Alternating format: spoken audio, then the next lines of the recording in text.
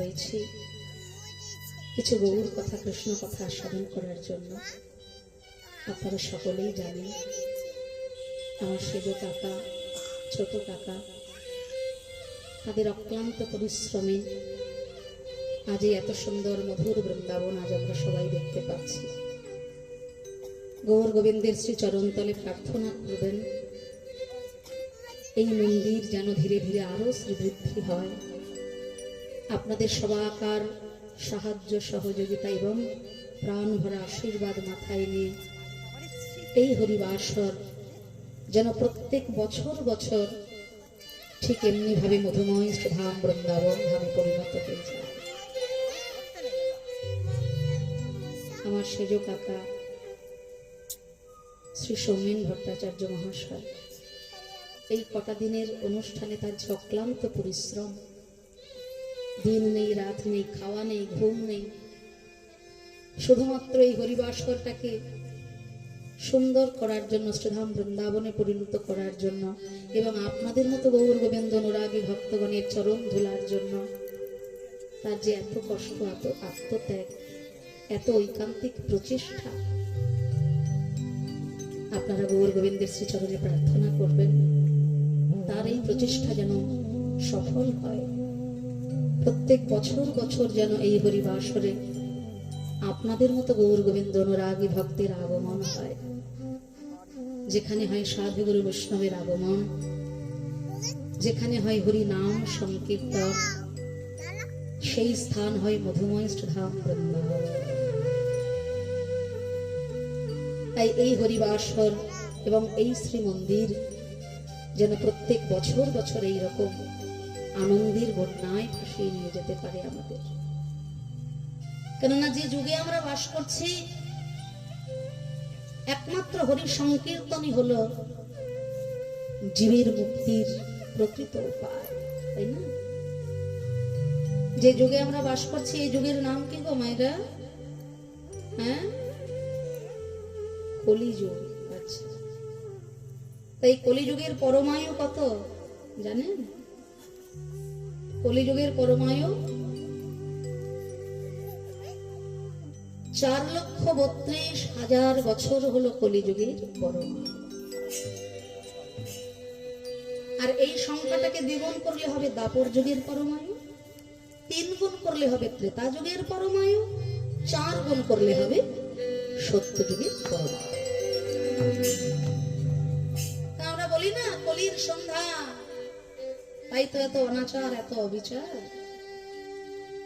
তা কলির সন্ধ্যা তো দূরের কথা বাবা, কলির সকালটা কেমন হয় সেটা এখনো আমরা দেখি। 4,32,000 বছর যদি কলিযুগের পরমায়ু হয়ে থাকে, তার মধ্যে থেকে মাত্র 5,000 বছর বিগত হয়ে গেছে।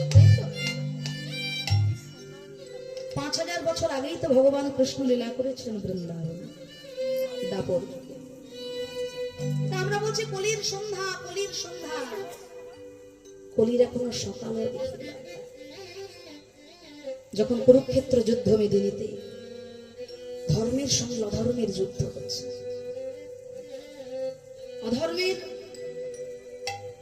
দল ভারী আর ধর্মের পথে যারা আছেন সংখ্যায় অনেক কম, কিন্তু জয়লাভ হলো কাদের? যথা ধর্ম তথা জয়। মহারাজ যুধিষ্ঠির বসলেন রাজ সিংহাসনে, আর সেই রাজসভায় এসেছেন একজন নবীন সন্ন্যাসী। এসে বলছেন, মহারাজ আজকে পথমধ্যে কিছু আশ্চর্য জিনিস আমি দেখলাম, যার কোনো সত্য আমি উদ্ঘাটন করতে পারছি।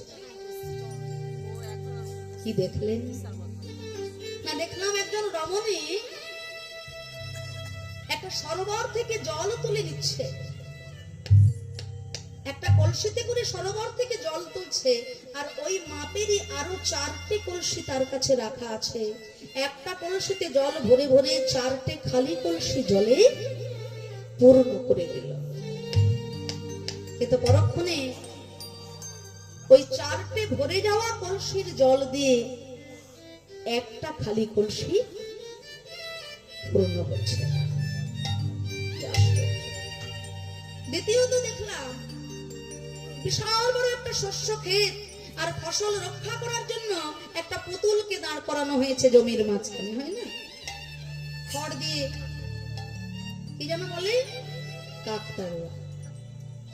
তা যাকে রাখা হয়েছে ফসলগুলো রক্ষা করার জন্য, দেখা গেল সে নিজেই সবার অলক্ষ্যে ওই ফসলগুলোকে বিনষ্ট করে ফেলল। তৃতীয়ত, একটা ছোট্ট ছিদ্র পথে প্রকাণ্ড শরীর নিয়ে একটা হাতি চলে যাচ্ছে, কিন্তু হাতির সরু লেজ যেতে পারছে না, আটকে যাচ্ছে।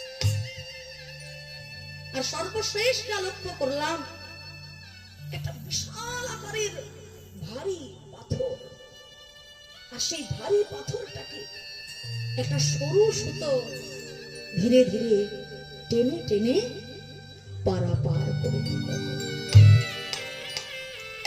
দয়া করে এর তাৎপর্য আপনি আমাকে ব্যাখ্যা করুন হে ধর্মরাজ, বড় সংশয়। মহারাজ যুধিষ্ঠির মনে মনে চিন্তা করলেন, দাপরের অন্তে ধীরে ধীরে কলির প্রভাব বিস্তার,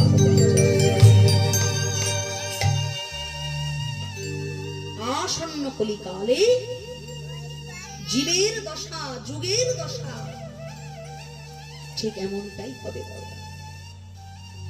একটা কলসিতে জল ভরে 4টে কলসি পূর্ণ হলো জলে, 4টে কলসির ভরা জলে একটা খালি কলসি পূর্ণ করতে পারছে না।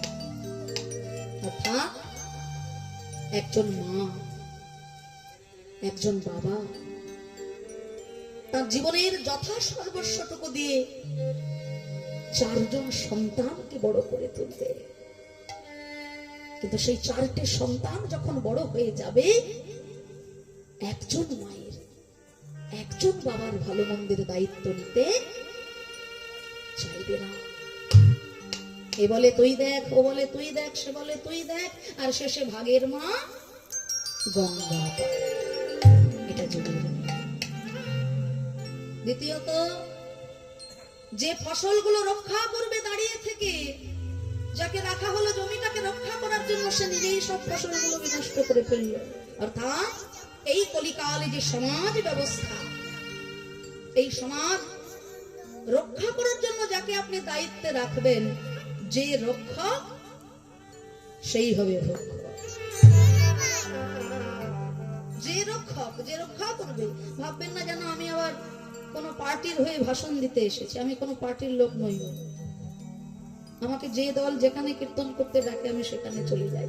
তবে এটা হলো যুগের হাওয়া, যে লঙ্কায় আসবে সেই রাবণ,